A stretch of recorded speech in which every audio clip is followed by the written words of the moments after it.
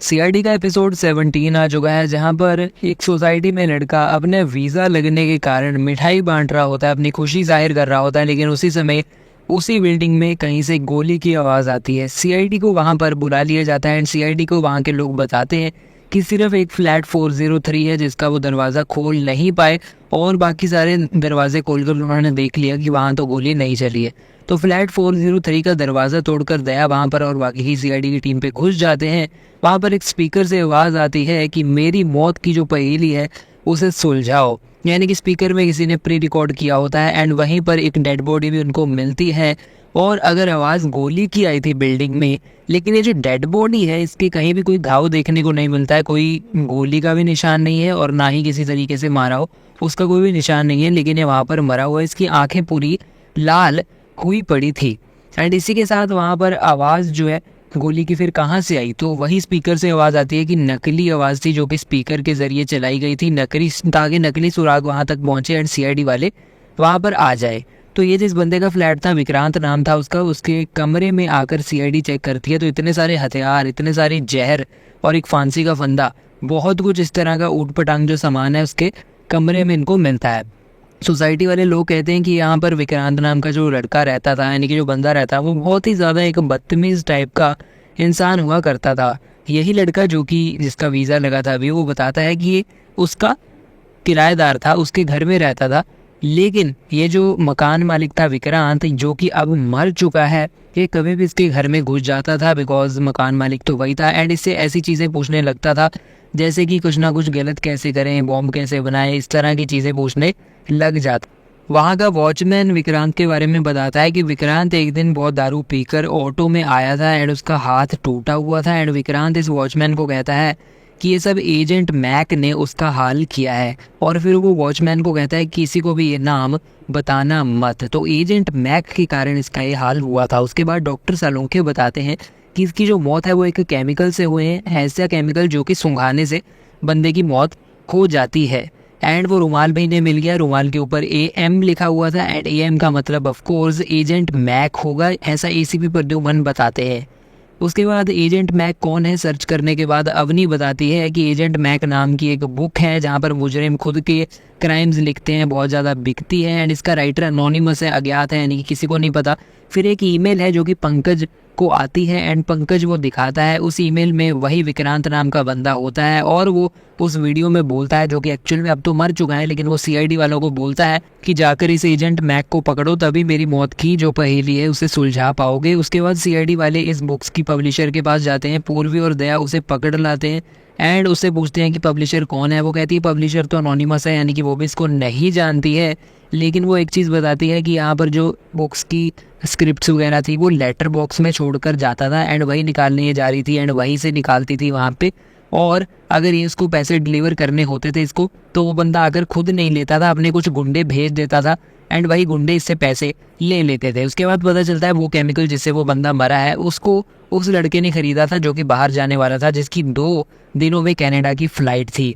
तो गाइस ये लड़के के पास अभिजीत पहुंच जाता है और वो बताता है कि इसने केमिकल इस करके खरीदा क्योंकि विक्रांत जो कि मकान मालिक था इसका, उसने ही कहा था इसे ये सब ऑर्डर करो, बिकॉज विक्रांत को खुद इंटरनेट की कोई नॉलेज नहीं थी, वो इससे सब कुछ करवाता था। एंड बिकॉज ये किराएदार था इसे ये सब मानना भी पड़ रहा था ताकि इसको घर से वो ना निकाल दे। एंड यहाँ पर जो विक्रांत था वो खुद पर टेस्ट करता रहता था एंड इस लड़के को कहता था कि साथ में खड़े जब तक ये टेस्ट अपने आप पे करेगा। सीसीटीवी में देखकर पता चलता है कि वहाँ पर जो गुंडे हैं जो कि पैसे लेने आते थे, वहाँ पर 2 लोग और थे और एक पिंटू दादा था। पिंटू दादा एक पुराना बंदा है जिसे दया ने पकड़ा था, जो कि अंडरवर्ल्ड का बंदा है। तो गाइस यहाँ पर एक होटल में आ जाते हैं, वहाँ पर जो 2 वेटर्स थे वही लोग भी थे जो कि गुंडे बनकर और वो लड़की पब्लिशर के पास पैसे लेने जाते थे। और ये बताते हैं कि ये पिंटू दादा के कहने पर ऐसा कर रहे थे बिकॉज पिंटू फिर इसके साथ पैसे भी शेयर करता था। पिंटू के घर पहुंच जाते हैं सीआईडी वाले एंड देखते हैं कि पिंटू की मौत हो चुकी है। पिंटू भी उसी केमिकल से मरा है जिससे विक्रांत को मारा गया। पिंटू के फ़ोन में सीआईडी वाले देखते हैं कि विक्रांत का नाम एजेंट मैक पे सेव्ड था, यानी कि वो विक्रांत ही एजेंट मैक था। उसी के बाद वो विक्रांत जो कि मर चुका है, पंकज को फिर से एक ईमेल आती है और उसमें उसका वीडियो आ जाता है।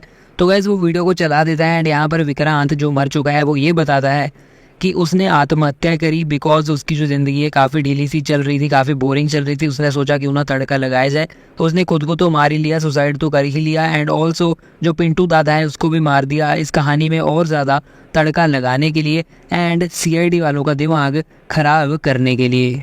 और वो कहता है कि पिंटू की शराब में उसने जहर मिला दिया जिसके कारण पिंटू भी मर गया और सीआईडी वाले ऐसा केस भी नहीं सुलझा पाए। लेकिन ये जानते ही, ये देखते ही एसीपी समझ जाता है कि इस वीडियो में कुछ ना कुछ गड़बड़ तो है, क्योंकि जो मौत पिंटू की हुई है वो वाले केमिकल से हुई है, वो केमिकल सूंघने से मौत होती है। लेकिन इस वीडियो में कहा गया है कि इसने उसकी शराब में जहर मिला दी और उससे उसकी मौत हुई, तो कुछ ना कुछ तो गड़बड़ ज़रूर ये वाले वीडियो में है। एंड फिर बुक्स में देखते हैं कि पब्लिशर लड़की जो नीना थी उसने विक्रांत को कुछ टाइम पहले करोड़ों रुपए दिए थे।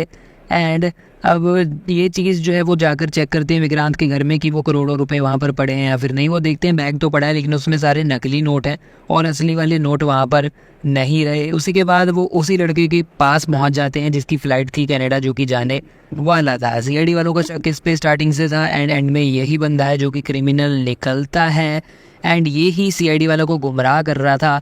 और इसने ही वो नकली वीडियो बनाकर भेजा जिसमें वो बंदा कह रहा था कि मैंने सुसाइड करी है, लेकिन एक्चुअल में इसने उसको मारा था और उसकी सुसाइड नहीं थी। लेकिन सीआईडी को गुमराह करने के लिए इसने वीडियो एडिट वगैरह कर उसकी सुसाइड दिखाकर अभी जो लास्ट वीडियो उसने ईमेल में भेजा था वो दिखा दिया। अब एक्चुअल में इसने ये सब किया क्यों, और सीआईडी वाले तो इसको पकड़ ही लेते हैं, तो आइए जान लेते हैं।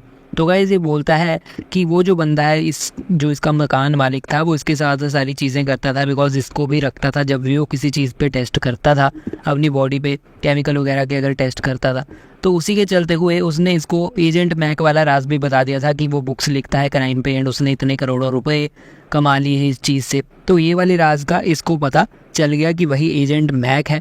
और फिर जो पैसे पहले थे इसने चुरा लिए जो कि उसको करोड़ों मिले थे। एंड ये सब के बाद वो विक्रांत ने अपने दोस्त पिंटू को बता दिया कि इस लड़के ने उसके पैसे चुरा लिए। जो पिंटू दादा था वो अंडरवर्ल्ड का था एंड इसको वो धमकाने लग गया था कि इसको उसके पैसे वापस दे दे।